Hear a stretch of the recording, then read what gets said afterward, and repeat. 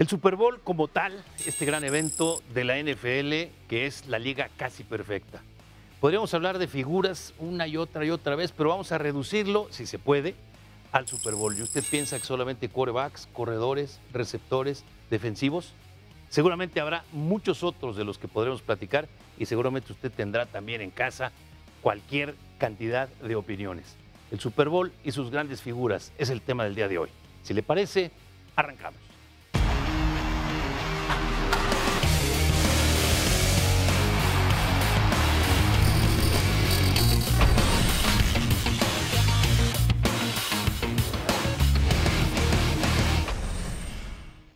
Y bueno, pues ese es el tema, las figuras del Super Bowl. Todos tendremos una opinión, al final de cuentas ya son más de 50 Super Bowls y por lo tanto hay más de 50 opiniones. Seguramente hay injusticias, seguramente hay quien podía merecerlo y quien no, seguramente hay quien ha sido más dominador. De eso vamos a platicar, si le parece, otros que se quedaron a un ladito y que podían haber obtenido ese título, no necesariamente los más famosos. Así que si le parece, comenzamos y presentamos una vez más a Alex Reyes. Bienvenido una vez más. Muchas gracias, Alfredo. Saludos a todos y pues bueno, el fútbol americano es una liga ejemplar en muchos sentidos y es por ello que año tras año tiene al evento más atractivo o uno de los más atractivos, que es el Supertazón, sin duda alguna de enorme trascendencia hoy en día en muchas partes del mundo. Isaac Chamá, pues una vez más en el tema que no sé si en inglés haya mole, pero es tu mero mole. Totalmente de acuerdo. Hoy vamos a estar platicando, bueno, antes que nada, mucho gusto compartir la mesa con ustedes. Hoy vamos a estar platicando desde Bart Starr hasta Tom Brady, pasando por Joe Namath, por Joe Montana y varios más. Y si le seguimos, pues no nos va a alcanzar el programa, así que vamos a reducir un poco más, ¿no? Como aficionado, Jesús Antonio Cid, gracias, muchísimas gracias. Según tu amigo Alex Reyes, un fanaticazo y te la sabes de todas. Y el mundo se te queda chiquito y Juan Camanella en Veracruz no es nadie junto a ti. No. Yo creo, bueno, primero, antes que nada, muchas gracias. Un gusto compartir la mesa con todos ustedes. Y pues bueno, el fútbol americano despierta pasiones, definitivamente. Y haber tenido la oportunidad de jugar el deporte durante tantos años, pues también te mete en el tema de hacerte un aficionado. Y hablando concretamente de los Super Bowls, pues bueno, como bien decían, es todo un fenómeno, no tan solo del aspecto deportivo, en la mercadotecnia, en el aspecto social, y pues un gusto que podamos hablar de los Super Bowls a través de los años. Y bueno, pues Jorge Pinzón, pues también es un tema que tú dominas mucho desde hace muchísimos años y por si fuera poco, un gran investigador y estudioso de este tema. Gracias, Alfredo. Gracias a todos. No diga cuántos años, pero sí, nos gusta muchísimo la NFL. ¿Quiénes son los mejores? Los que tienen las estadísticas, los que hicieron una jugada, los que levantaron al equipo, el entrenador que motivó. ¿Quiénes son los que realmente importan y fueron figuras determinantes en cada uno de los supertazones? Y bueno, pues muchos podríamos irnos con la finta de que los mejores del Super Bowl han sido los famosos MVP, Most Valuable Player, el jugador más valioso del partido. Pero en muchas ocasiones se carga del lado o de los más famosos o de los muchachos buenos de la película mala o de los quarterbacks. Al final de cuentas hay una estadística aplastante y quisiera yo abrir esto contigo, Isaac. 28 quarterbacks han sido jugadores más valiosos y solamente por ahí de 2 o 3 defensivos, como si no contaran. Sí, lamentable, la verdad lo hemos visto en Super Bowls de recientes. En el caso del Super Bowl el 51, en donde Tom Brady gana el jugador más valioso, ese sí es muy válido. Pero hay que recordar el Super Bowl 49, en donde también Tom Brady llega a ganar el premio al más valioso, pero la jugada que define el partido es de Malcolm Butler, un esquinero que salía de la nada, era una persona que no era muy conocida en el medio de la farándula y todo, y al final él intercepta el balón con el que ganan los Patriotas.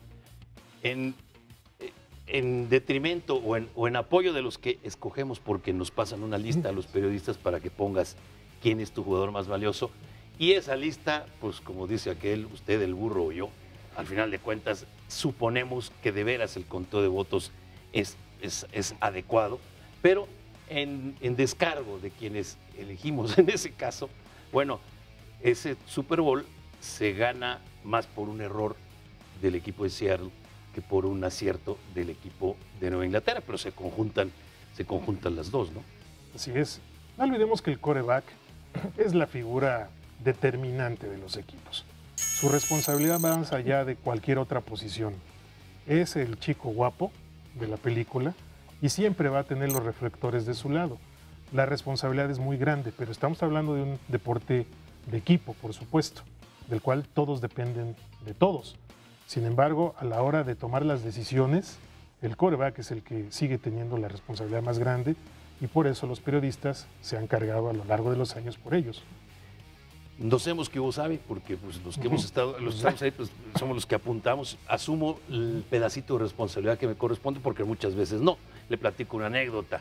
Super Bowl, en donde estaban los Gigantes y estaba Raúl Alegre como pateador, y nos ponen una lista también a quien quisieras entrevistar al final del Super Bowl. Y ahí estaba, pues, todos encima de Phil Simms y todos encima de Lawrence Taylor y todo. Claro, el, ese equipo. el gran linebacker y de Phil Simms, el quarterback. Y éramos tres con Raúl Alegre, los tres mexicanos, ¿no? Pero a final de cuentas, no creo que nunca se vaya a dar que un pateador sea el más valioso, a menos que se gane todo por patadas. Al final de cuentas, tenemos que aceptar, Tony, tenemos que aceptar que si el quarterback va mucho más allá de ser el muchacho bueno de la película, tiene una responsabilidad, debe tener una gran capacidad de liderazgo, debe ser el que no solamente haga las llamadas, sino que las haga precisas y el que mantenga unida a su línea, ¿no? Sí, definitivamente la posición de quarterback, el mariscal de campo, pues es una posición fundamental. De hecho, no hay duda alguna que son los primeros que llegan al campo de entrenamiento, el último que se va. Tom Brady es conocido por ser un maníaco de las estadísticas, de estar sentado enfrente de las películas, estar viendo las defensivas una y otra vez. Y bueno, en ese sentido sabemos que si bien es el que lleva el equipo ofensivo, si bien es el que va a tomar las decisiones más importantes, ya con experiencia hasta cambiar jugadas en la línea y poder cambiar el rumbo de un partido, algo que mencionabas es bien importante. En Estados Unidos, el tema del quarterback es una cuestión ya hasta cultural. Es una cuestión, yo tuve la oportunidad de vivir en Estados Unidos 7 años y ves este tema del King of the Prom, ¿no? El rey de la graduación, el chico más bonito, como decías, el chico más popular. Y muchas veces estos quarterbacks, a final de cuentas, tienen un historial de que pues siempre han estado bajo el reflector, a veces para bien, a veces para mal. Tenemos a Jimmy Massell, por ejemplo, que pues es una historia ahí de no necesariamente el mejor, siempre es el más popular, ¿no? Sin embargo, el show se lo llevan los receptores.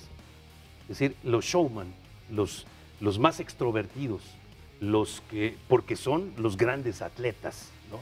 Son los atletas más completos de un equipo de fútbol americano. Son los que saben que en el momento en que están estirando los brazos, vienen golpes. Y cuidado porque puede venir uno por delante y uno por detrás y aplastarlo, ¿no? Ellos son, al final de cuentas, los que se roban el espectáculo, digamos, desde el punto de vista de la plasticidad, del arma. Sí, los que llevan las fotos. La espectacularidad. Fíjate que yo, dentro de mi historia, yo soy generación 73. Soy un chamaco, ¿no? Y de los primeros supertazones que recuerdo muy bien es el de 1979, cuando los Steelers le ganan a los Vaqueros de Dallas. Partidazo 35-31. Las grandes figuras, Lynn Swann y George Starr, ¿no? Los receptores eran un espectáculo, brincando, cayéndose. Yo me acuerdo mucho de esas jugadas. El receptor de los Vaqueros de Dallas que tira el pase de anotación tú te has de acordar del nombre, yo no. Jackie Smith, a Roger Staubach, ¿no? Que era también para irse arriba y darle la vuelta, entonces... De malos recuerdos para los aficionados de los Vaqueros de Dallas, supuesto. Por cierto. Jackie Smith, en el Salón de la Fama, pero todo mundo lo ubica por esa jugada, ¿no? Yo, chavitito, y me acuerdo mucho de eso, pero tienes razón, ¿te acuerdas de las grandes jugadas de los receptores? Sí, los quarterbacks, la NFL estaba mantenida a lo largo de las décadas por la imagen de los quarterbacks, pero luego los receptores son los que hacen un poco las grandes jugadas que dan el título. Y dejemos de lado el estereotipo de las películas, esas comedias en donde la quinceañera y el rey del baile y todos. No, son los quarterbacks, son los líderes, son los que tienen que... Pero la parte defensiva también tiene un líder. Y ese líder tiene que... Por cierto, en ese Super Bowl platicábamos que hubo una gran injusticia en contra del equipo de los Vaqueros. Por supuesto, y en una jugada defensiva un pase profundo de Terry Bradshaw, que le marcan interferencia de pase a Benny Barnes, esquinero de los Vaqueros de Dallas. Lynn Swann se han clavado totalmente sin ninguna falta. Ese castigo le cuesta 40 yardas a los Cowboys y de ahí Pittsburgh se arranca para ganar el Super Bowl, su tercero en la historia. Una jugada defensiva de la cual el comisionado Pete Rozelle pidió disculpas. Sin embargo, ahí quedó y los aficionados de los Vaqueros de Dallas con todo y disculpa dijeron gracias, Claro, ¿qué árbitros. hacías en ese momento, no? Eso es para quitarte un poco la ilusión que tenías. Te acabamos de quitar uno de tus grandes. No, pero ¿qué tal las anotaciones de ellos? Pittsburgh No, te tuvo acabamos- 5 ofensivas y en las 5 terminaron con touchdowns. O sea, era un equipo explosivo que tenía el balón y las figuras necesarias para hacer la Hasta gran Rocky jugada. Bleier anotó por pase. Franco Harris por el centro, Lynn Swann atrapando pases, Sí. John Stallworth se escapó 75 yardas, Sí. un pasecito de 10 la convirtió en una escapada de 75 yardas. Fue un Super Bowl que marcó a la afición en México, realmente estuvo cerrado hasta el último minuto y que es de gratos recuerdos. Pudo haber sido MVP cualquier jugador que hayan escogido ese partido, menos Jackie Smith. Seguro. Pero al final de cuentas, sí, pues es como cuando los Reyes Magos no te trajeron lo que querías. Después te enteraste por qué. Te enteras, claro. Sí, bueno, pues es lo mismo en este caso. Nos vamos a ir por nombres de jugadores y nos vamos a ir y vamos a poner en la mesa y vamos a sacar cada quien de nuestro baúl de los recuerdos y de la realidad de las estadísticas. Vamos a ir por nombres y vamos a llegar seguramente a ninguna conclusión, porque cada uno de nosotros tenemos nuestro punto de vista. Regresamos.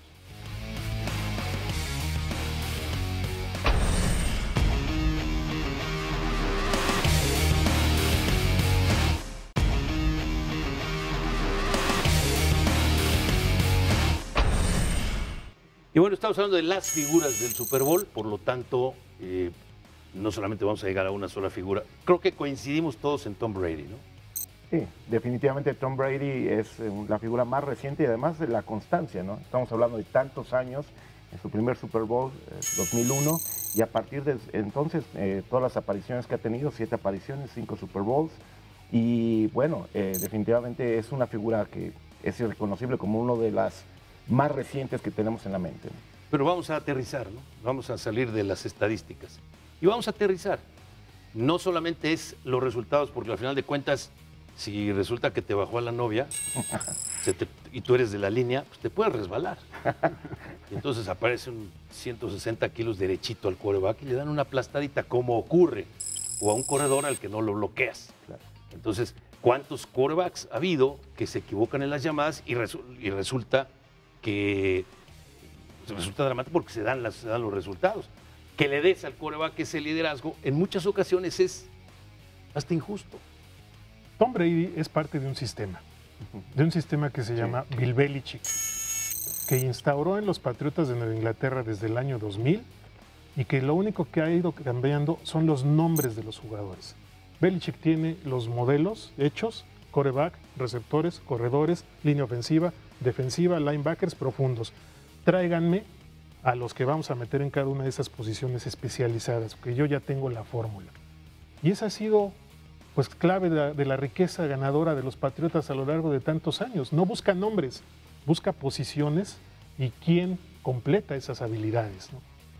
El fútbol americano tiene la ventaja de las dinastías de los equipos, pero también cuando hay un equipo exitoso, cuando hay un equipo ganador, cuando hay un grupo de coaches, un staff de coaches que es notablemente exitoso, el entrenador en jefe sabe, el coach en jefe sabe que se le van a ir y que eso de le pido permiso es un decir, es decir, el que fue coordinador ofensivo en un equipo de pronto lo ves como entrenador en jefe en otro equipo y al revés. O ves el caso de entrenadores en jefe que después regresan a sus posiciones en otros equipos. Ahí estamos viendo a Wade Phillips, por ejemplo, ahora con el equipo de los Rams haciendo una extraordinaria actuación. O estamos viendo a Tom McCoughlin, entrenador en jefe del equipo de los Giants, hoy como vicepresidente de los Jaguares, que los llevó más lejos de donde todos esperábamos. Entonces, podríamos decir que lo de Bill Belichick también es una herencia de Bill Walsh y los 49 de San Francisco, que tuvieron en Joe Montana, digamos, la figura, pero también está Jerry Rice, están muchos otros. Sí, lo de Joe Montana yo creo que sí es un poco diferente. Joe Montana no tiene ni una intercepción en 4 Super Bowls, los 4 los ganó. Sí, Bill Walsh fue una parte fundamental del equipo, pero sí creo que ahí sí pesaba más Montana que Walsh. Y me parece que en el caso de Tom Brady sí coincido un poco. Bill Belichick sí es el que ha armado ese equipo. Por más de que Tom Brady ha hecho una gran labor, sigue siendo una pieza, más no el protagonista, porque el protagonista al final es Bill Belichick. Pues yo diferiría un poco con esto, o un mucho, porque tú de pronto ves partidos con el equipo de los Patriotas de Nueva Inglaterra y empiezas a ver las estadísticas y tiene hasta 7 receptores diferentes en el mismo partido. O sea, no, fuera de, es que Ron Gronkowski es su ala cerrada preferido, sí, pero cuando no estuvo, de todas maneras funcionó y jugó. Es cierto, porque hay muchos otros, ahí concuerdo por un lado y por otro no. Pero recordemos una cosa, a Tom Brady lo seleccionan por casi el 100, o sea, pasaron 96 o 97 para que lo seleccionaran. A Joe Montana lo mismo. Joe Montana no fue seleccionado al principio y sin embargo, y hay otros quarterbacks a los que seleccionas como primero y resulta, ahí está Colin Kaepernick que está entre los primeros y resulta que la mayor fama que tiene es cuando llegó a un Super Bowl pero quiso jugar como en la secundaria o cuando hincó la rodilla y muchos dicen que por eso no está jugando. No está jugando porque no la hace, simplemente. Totalmente de acuerdo. Uno puede ver, por ejemplo, con Belichick, que ha traído jugadores que estaban totalmente acabados y que los volvió a poner en primer plano. El caso de Randy Moss. Randy Moss, cuando llega a los Vikingos, bueno, venía en realidad de los Raiders, tuvo una de sus mejores temporadas, rompió récord de anotaciones. También hemos visto muchos jugadores que no eran nadie y que los levantó al estrellato. Se van de los Patriotas y no funcionaron. En ese sentido podemos ver que sí, Tom Brady es uno de los quarterbacks más constantes, pero también recordemos las temporadas que ha estado lastimado, los partidos que ha estado fuera, el equipo se ha mantenido. Entonces yo creo que es un equilibrio. Belichick ha hecho un sistema y no olvidemos algo muy importante, la organización. Yo te diría, en descargo o sea, en atención más al jugador porque son las dos cosas, también necesitas tener, es como, soy un fanático de la ópera, pues tú dirías, qué bien, Pavarotti, pues sí, pero resulta que es un compositor que se llama Giacomo Puccini, que compuso esto. Es decir, por ahí va, ahora hay que saberlo ejecutar. Pero yo me iría más atrás. Seguimos hablando de quarterbacks, para que estén tranquilos porque son los... Después ya veremos otros, ¿no? Pero de quarterbacks, Terry Bradshaw. Muchos hablan de Bart Starr, muchos hablan de Vince Lombardi. Yo diría que Bart Starr y Vince Lombardi han sido notablemente superados. La leyenda de haber ganado los 2 primeros tazones, que todavía no se llamaban Super Bowl, y dejarlo ahí y me voy, porque Vince Lombardi tuvo otros equipos y tuvo otros fracasos como los han tenido todos. Pero yo colocaría a una figura que se llama Chuck Noll, el entrenador en jefe del equipo de los Acereros de Pittsburgh. ¿Cuándo llega Chuck Noll a los Acereros de Pittsburgh de los años 70? Cuando eran el hazmerreír de todo el mundo. Los buleaban por todos lados permítame la expresión, la broma era, pierdes más que los Acereros de Pittsburgh. Este es más perdedor que los... Es como el que dice, a este lo menosprecian más que la tortilla de arriba, ¿no? Bueno, te menosprecian más que los Acereros de Pittsburgh. Y, bueno, pues cuando llega Chuck Noll y construye su equipo, observa a un quarterback que no era de una universidad importante, que no era el gran... y lo pone ahí, pero también lo empieza a colocar con los jugadores importantes, y ya pues, podemos hablar de Franco Harris y podemos hablar de Jack Lambert, el que encabezó la cortina de acero, y hablamos de Stallworth, y hablamos de Lynn Swann, y hablamos de muchos grandes jugadores que formaron un equipo notable, un equipo que se formó más allá de la ciencia. Recordemos que no había computadoras entonces, y sin embargo armó una dinastía en donde tiramos por tierra toda esa parte tan científica que existe. El estilo de Chuck Noll era disciplina técnica, es decir, jugadores que cumplían sus posiciones a la perfección. Todo el mundo señala la intimidadora cortina de acero que golpeaba tan violentamente, pero para hacer ese tipo de juego se necesita una técnica adecuada en el golpeo, no nada más algo a tumbar a todos, ¿no? Sino un entrenamiento correcto. Y Chuck Noll, como entrenador, liniero ofensivo de los Cafés de Cleveland, de Paul Brown, un maestro del entrenamiento, le aprendió muchos de esos puntos básicos de la práctica del fútbol americano y los aplicó en el fútbol americano. Tuvo que pulir las habilidades de Terry Bradshaw que traía, más defectos que virtudes de la universidad, para convertirlo en un brazo más o menos decente de colegial a un brazo de los más fuertes en la NFL, con unos receptores impresionantes. Entonces Pittsburgh jugaba tan bien que los rivales decían, pues, ¿cómo paramos a estos, no? Y los acereros decían, párame si puedes, te voy a decir lo que voy a hacer. Aún así, no podían pararlos. Hay formas de golpear, ¿no? Estaban los golpeadores asesinos, como les llamaban a los de los Raiders. Claro. Y así era. Y estos llegaban y si te podían dar una mordida no te la daban porque ya empezaban las... pero eran impresionantes. Matusak y en fin, estos golpeadores, pero no lograron dominar como deberían. Y estamos hablando de la misma época, ¿eh? Un poquitito después. De la misma forma que aparece uno de los, yo te diría que podría ser el gran personaje en la NFL, el hombre que le hizo un cambio absoluto a la NFL. Dicen que es el sombrero más famoso, hasta los Simpsons utilizan el sombrero de Tom Landry. Este hombre, su corbatita, ahí estaba, que hizo una dinastía en oposición a esos acereros de Pittsburgh. Entonces no es que solamente en México veíamos a los acereros y veíamos a los vaqueros, es que eran estilos absolutamente diferentes. Y entonces el equipo América, digamos, el notable, el que tenía un hombre como Roger Staubach, que había sido, ese sí, un héroe, se había ido. Él estudió, Roger Staubach, pertenecía a la Armada de los Estados Unidos, ahí jugó, ahí se lució, lo seleccionan y tuvieron que esperar los años que él tuvo como parte de su servicio, que fueron 4 años, 4 temporadas que no jugó, para llegar. Y eso que dicen que a Morton lo echó fuera, no, ¿verdad? Es que se tenía que ir de esta manera, pero eran 2 estilos diferentes.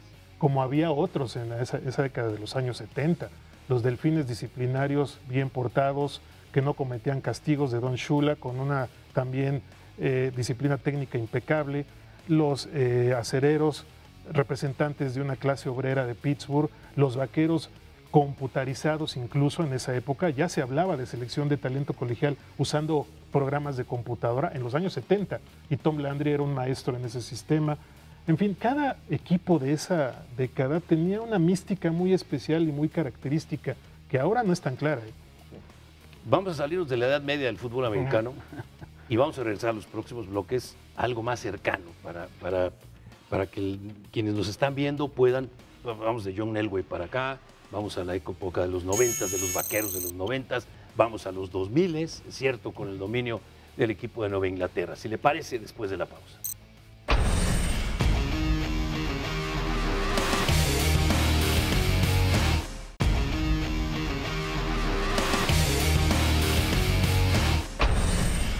Y bueno, estamos de regreso y vamos a tirar las fichas. Vamos a los 90s y vamos adelante de los 90s. Aparece un notable jugador colegial, este sí, con una gran personalidad en la universidad, con una gran personalidad fuera y dentro de la cancha, como es John Elway, seleccionado número 1, y le dicen, te acaban de seleccionar los Potros, que entonces estaban en Baltimore, ¿no? Y él dice, yo ahí no me voy nunca. Oye, espérate, las cámaras de televisión, no voy. Y aparece el equipo de los Broncos de Denver, se lo lleva, hay cambios, todo esto, y se convierte en el gran líder de un equipo que no ganaba nada, un equipo que no lo ganaba nada. Sí, pierden 3 Super Bowls los Broncos, de manera dolorosa aparte, y después John Elway puede al final de su carrera salvarla, se podría decir, porque para la gran carrera que estaba teniendo iba a ser muy complicado que un jugador de su calibre no gane un supertazón. Gana el primero y en ese, lo que estamos hablando del premio al jugador más valioso, no se lo dan hasta el segundo supertazón, ¿no? Entonces es interesante ese dato también. Esto quiere decir, Alex, que este es uno de los premios en donde tú dices, se lo dieron porque se llamaba John Elway. Es decir, cuando le dicen, ahora vamos a diseñar este equipo para John, ¿sí? Para John Elway, y le diseñan su equipo. Y cuando gana, ya dicen, this is for John, este es para John. Y le dan el premio. Y bueno, pues Terrell Davis y otros grandes jugadores de ese equipo dicen, pues sí, bravo. Pero bueno, también de eso se trata, de darle reconocimiento a un jugador que te mantuvo una liga con mucho interés. John Elway, espectacular, porque era un prototipo de un jugador grande, pesado, corpulento, pero corría muy bien, lanzaba muy bien la pelota, fue líder de su equipo sin duda alguna. Creo que de esos, ciertamente que a lo mejor a algunos no les parecía, pero un reconocimiento a su trayectoria. Lo mismo pasó en el caso de Brett Favre, ¿no? Se tardó muchos años, al final de su carrera es también campeón. Bueno, pues son de estos jugadores que sí merecen un reconocimiento porque sí le dieron mucho a la liga, ¿no? Los mantuvieron en un estándar de competencia. Caso, bueno, hablaremos seguramente en algún momento de Jim Kelly, uno de estos casos que nunca fue, pero que muy bien en cualquier momento lo pudo haber ganado. Jim Kelly, que con los Bills de Buffalo llegó 4 veces y nunca lo ganó. Y estuvo uno, ya lo vimos en el programa anterior, estuvo a uno a punto de llegar. Yo voy a dar un brinco para el jugador que para mí, ese es un punto de vista muy personal, es el jugador más completo de la NFL, pues que yo te podría decir, quizá hasta la aparición de Tom Brady, en donde tendríamos que ver que se apellida Rice, como el arroz, y se llama Jerry. Este hombre que jugó Super Bowls con 2 equipos diferentes, que rompió todos los récords de la NFL, que llegó a los Super Bowls, que fue la gran pareja de Joe Montana en su momento, y después no se tuvo que adaptar.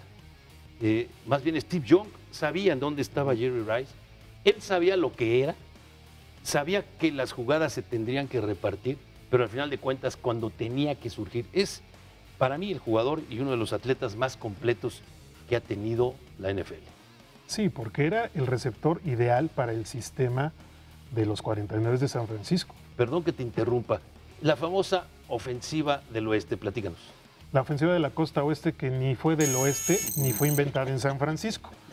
La inventó Paul Brown en Cleveland, en Ohio, un legendario coach de la década de los años 50, cuando los Browns eran otro equipo, una leyenda de la NFL. De ahí la aprendió Bill Walsh, esa ofensiva, y la aplicó en los 49 de San Francisco de los 80, con un brazo privilegiado, Joe Montana, sin tanta agilidad física, sin una corpulencia nada impresionante la de Montana, pero con un brazo de cirujano que podía poner los pases donde quería. Y la ofensiva de la costa oeste consistía pases cortos de 5, de 10, de 15 yardas, que el corredor o el receptor convertían en escapadas de 60, de 70 hasta touchdown. Jerry Rice, el mejor en ese tipo de escapadas después de atrapar el balón. Entonces yo te diría que los reconocimientos que ha tenido Jerry Rice, excepto aquel Super Bowl en donde sí se le reconoce, se lo podrían haber dado igualito que a John Elway en una cena de sus amigos, vestidos todos de pingüino, ¿no? Al final de cuentas. Pero Jerry Rice, notable. Un hombre que después el Super Bowl que pierde, lo pierde con los Raiders. Ya, pero al final de cuentas es una carrera extraordinaria. Es un hombre, pero no es quarterback. Sí, definitivamente lo que podemos rescatar también de Rice es que era un hombre muy disciplinado. Era un hombre que se iba a la montaña a correr, siempre hacía pretemporadas, que hacía pesas, no era el más rápido, no era más fuerte, y entró en un sistema perfecto como era el de Bill Walsh. Y en ese sentido también te puedes dar cuenta que pasa algo similar con los Patriotas de ahora. Los 49 hablabas de dinastías, los 49 de esa época fueron un equipo que armaron un sistema ofensivo que se volvió muy famoso, pero que definitivamente había cambio de jugadores. Recordemos grandes corredores que estuvieron con ellos como Roger Craig, grandes receptores, alas cerradas que empezaron con Steve Francis, y después fue evolución de otros jugadores que lograron mucho éxito, pero definitivamente el coacheo, el sistema, los jugadores adecuados y la fórmula para el éxito. John Taylor, junto con Roger Craig, son de los jugadores subestimados de aquel equipo, porque te toca la mala o la buena suerte. La buena suerte es que te vas a llevar los títulos. La mala suerte es que te opacan jugadores como Joe Montana, como Jerry Rice. Nada más que no olvidemos una cosa, se retira Bill Walsh y llega Joe Ziffer. ¿Y qué es lo que ocurre? Que Jerry Rice dice, yo con este ni a la esquina. Y Joe Montana dice, ya no lo aguanto, al final de cuentas. Pero ganan con él. Steve Young, ¿no? Uno lo ganaron. Ok. Entonces, ahí está este jugador, se los dejo aquí. Otro jugador fuera de serie, venido de la Universidad del Sur de California, que se llama Marcus Allen. Un notable corredor, notable, que tuvo grandes diferencias con el dueño del equipo de los Raiders. Recordemos que los Raiders pudieron haber sido una dinastía mucho más fuerte, mucho más poderosa, de no ser por el dueño. Es decir, por el dueño están ahí, pero por el dueño fracasaron en muchas cosas. Entre otras, que el dueño quería hacer las llamadas. Joe Madden, este gran entrenador, que desafortunadamente se retira rápido, precisamente por el dueño, y se convierte en uno de los mejores analistas y comentaristas de toda la historia del NFL. Y llega Tom Flores, que por cierto, es el primer gran representante de las minorías en la NFL. Y Tom Flores rescata a Jim Plunkett, como ya lo hemos comentado, del equipo de los 49ers y de Nueva Inglaterra, en donde no funcionaba. Pero ahí estaba el gran talento de Marcus Allen. Y cuando tú piensas en Marcus Allen, piensas en esa jugada, esa carrera en un Super Bowl donde no eran favoritos, donde le dan el balón, él se da cuenta, se da la vuelta y como en cámara lenta corre cerca de 70 yardas y se convierte en ese figurón que pudo ser más, pero que tenías al dueño encima. Sí, hasta lo culpaba de comentarios racistas. Fue lo que molestó a Marcus Allen y que no permitió que su carrera durara más con los Raiders. Y vaya que sí era un corredor espectacular con una explosividad tremenda. Podía encontrar el hueco en cuestión de segundos y de ahí no lo alcanzaba. Ni siquiera Darrell Green, que era el esquinero más veloz de la NFL de Washington, lo pudo alcanzar en esa escapada. Isaac, de pronto llega Jimmy Johnson, notable, extraordinario. Un entrenador que venía de los colegiales, de los Huracanes de Miami. Y llega con el nuevo dueño de los Vaqueros de Dallas, que es donde quitas a Tex Ram, donde quitas toda la historia, donde quitas toda la leyenda, donde a Tom Landry le avisan por teléfono cuando todavía no había ni celulares que ya no era el entrenador, pero que construye un equipo en donde es difícil decir si era Emmitt Smith, si era Irving o si era Troy Aikman. ¿Cuál de los tres era el más importante de un equipo en donde el quarterback no era la gran figura, pero era una de las tres grandes figuras? Híjole, yo como aficionado a los Vaqueros creo que me quedo con Darryl Johnson, ¿no? Porque también Claro. Jay Novacek, también otro jugadorazo, una ofensiva espectacular. Y también le pasa lo mismo a Jimmy Johnson, lo mismito que pasa en el escenario de los Raiders. Después, si hubiera continuado más tiempo, posiblemente varios jugadores, entre ellos Troy Aikman, han dicho que podían haber ganado mucho más de 3 supertazones, ¿no? Que con Jimmy Johnson ganan 2. Pero bueno, pues también queda para la historia eso. ¿Qué hubiera pasado si continuaba, no? Pero si estamos hablando, a eso voy. Si estamos hablando, Nueva Inglaterra, Tom Brady. Los Vaqueros de Dallas de los 90, la foto tiene que ser de 3, es decir, se tienen que meter los 3 a la cabina esa donde se toman las fotos en las ferias, porque los 3 son igual, no solo por importancia, sino por la fama que consiguieron, notable. Es decir, no ha habido un corredor tan explosivo como Emmitt Smith y tan ganador de yardas desde la línea de scrimmage, incluso con esos pases cortos. Y bueno, pues Irving el codo se hacía como de chicle hasta allá, ¿no? Y recogía esos balones. Ese equipo, otra vez el dueño es el que se va en contra, ¿no? Que es, sí me decías. Sí, no, que ahí nuevamente hablamos del tema de las organizaciones y los dueños cómo pueden echar a perder un equipo, ¿no? Los Raiders de los 80s que tuvieron oportunidad de haber construido una dinastía y no sucedió por las necesidades del dueño. Jimmy Johnson, que destruyó un equipo que estaba destinado para grandes cosas. Perdón, no fue Jimmy Johnson, ¿eh? Jerry Fue Jerry Jones. Jerry Jones, perdón. Jimmy Johnson se va y dice, no aguanto a mi amigo de la escuela, Sí. el que eran compañeros en la Universidad de Arkansas, nada más que uno sí jugó y el otro tenía todos los millones, pero Claro. no podía jugar, ¿no? Lo compró. Entonces compró mi equipo y voy a hacerlo así, sí. Fue una lucha de egos entre esos dos, Jimmy Johnson y Jerry Jones. Yo te diría que cada chango en su mecate. Es decir, pongamos, ¿qué hace el señor Kraft? Además de los mejores quesos del planeta que se venden por todos lados, ¿no? ¿Qué hace el señor Kraft? Por más que diga, y sus hijos, es Belichick. Y le han querido inventar problemas, y probablemente los tengan, pero lo resuelve adentro. Y por esto, desde el año 2000 a la fecha, tú dices Nueva Inglaterra, y tiene una gran ventaja, que el dueño es el que ha sabido inculcarle a sus equipos, el señor Kraft, es la presión nos ayuda. Todos salen a ganarle a los Patriotas. Todos les inventan balones desinflados que no les comprueban. Todos le inventan todo lo que le quieras inventar. Ayuda de los árbitros. La ayuda de los árbitros. Lo que quieras inventarle. Pero el señor Kraft les dice, esa presión usémosla en nuestro beneficio. Al final de cuentas, pues, es el equipo de los Patriotas de Nueva Inglaterra el reflejo de su dueño. Totalmente de acuerdo, un dueño excelente. Nada más quería contar una historia muy curiosa de los Vaqueros. Perdón si la platicamos después de la pausa, porque Me parece. ya me traen.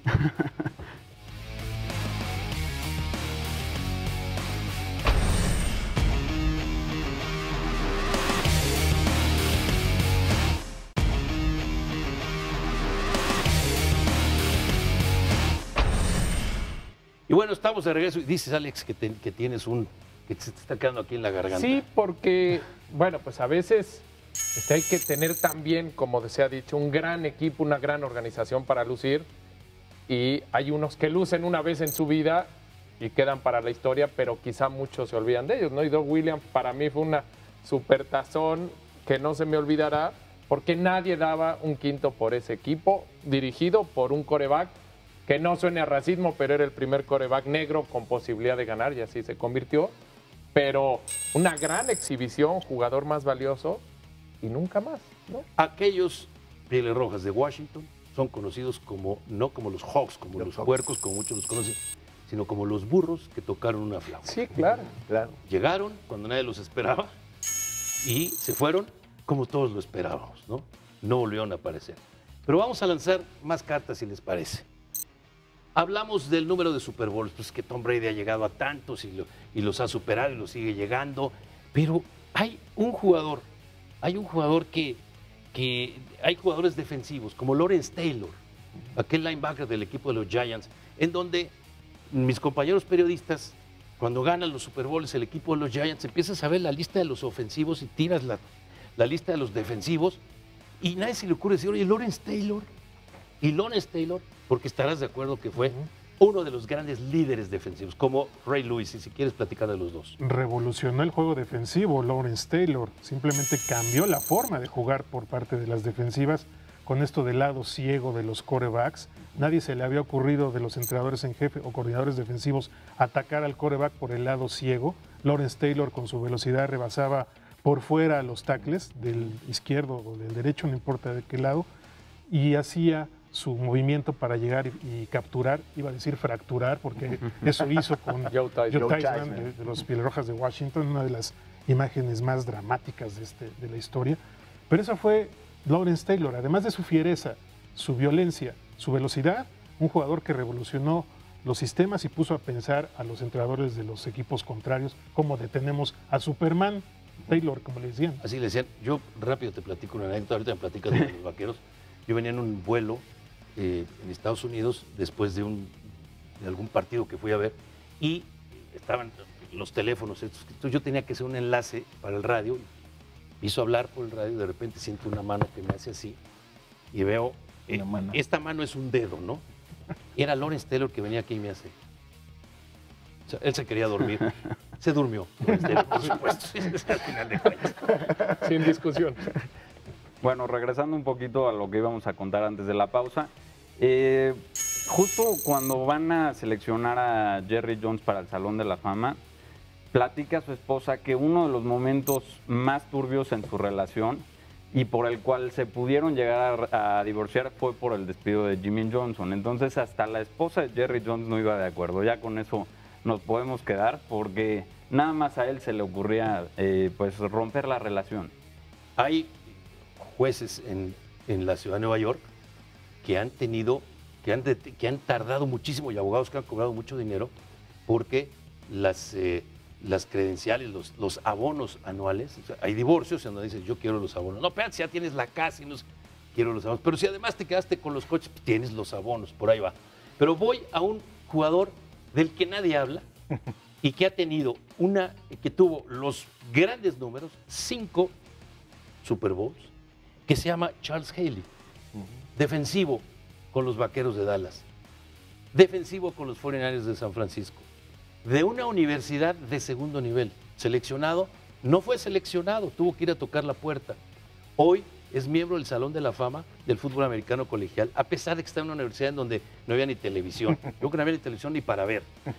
Y después, cuando lo seleccionan, toca la puerta, llega al equipo de los 49ers, y después pasa a los Vaqueros de Dallas, a los grandes rivales, precisamente porque no estaba de acuerdo con el cambio de entrenador. Y en ese equipo de los Vaqueros de Dallas, de los 90s, arranca también y también se lleva su Super Bowl. ¿Y quién habla de este hombre?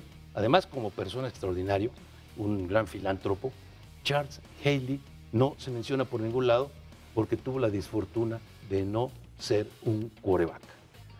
No, y que también la personalidad que tenía, ¿no? Un hombre muy reservado, Taylor y muchos de los defensivos como Raul Lewis y varios de ellos, muy extrovertido, siempre hablando como dicen, el trash talk, molestando los juegos.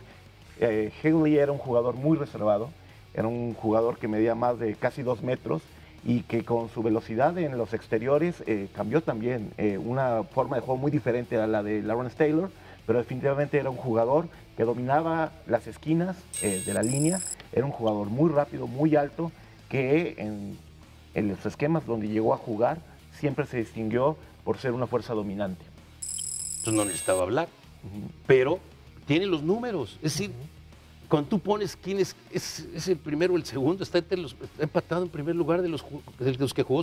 El último Super Bowl lo jugó después de una lesión en la espalda, donde le decían, tú no puedes jugar más que 30 jugadas por partido.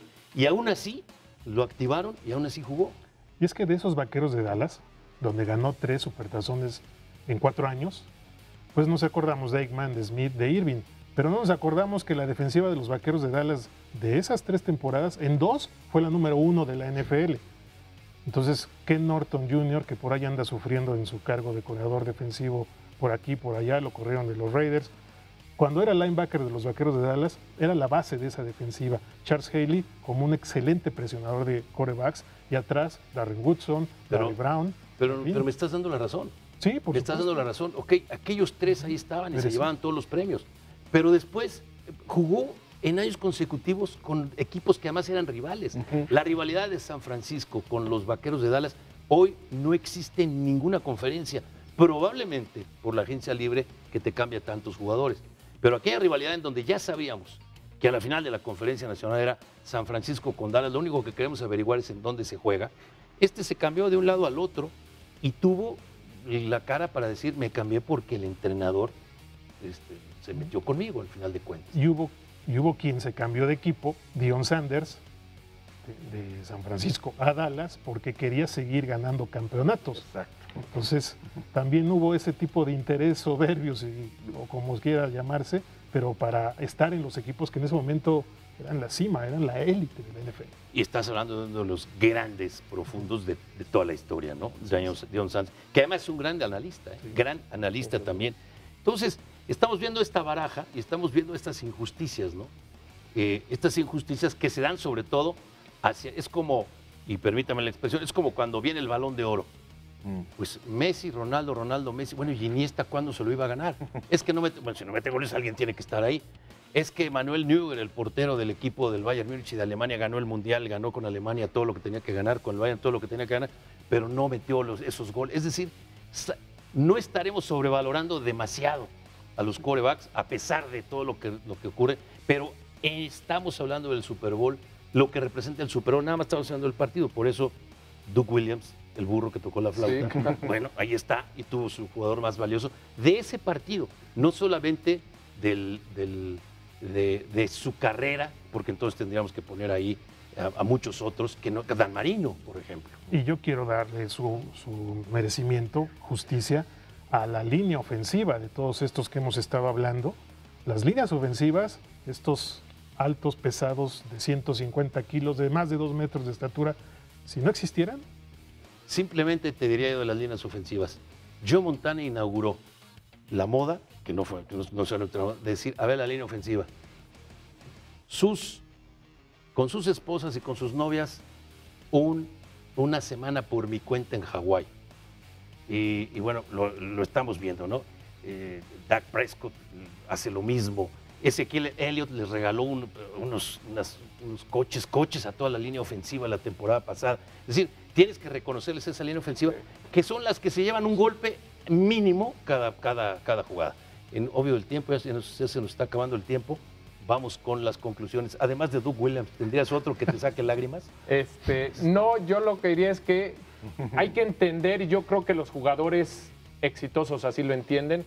Decías tú, Jerry Rice, no anotó para mi gusto el mejor regreso en la historia de un supertazón, más allá del de los Patriotas, que fue espectacular, el de los 49 contra Cincinnati. Y fue John Taylor, no Jerry Rice.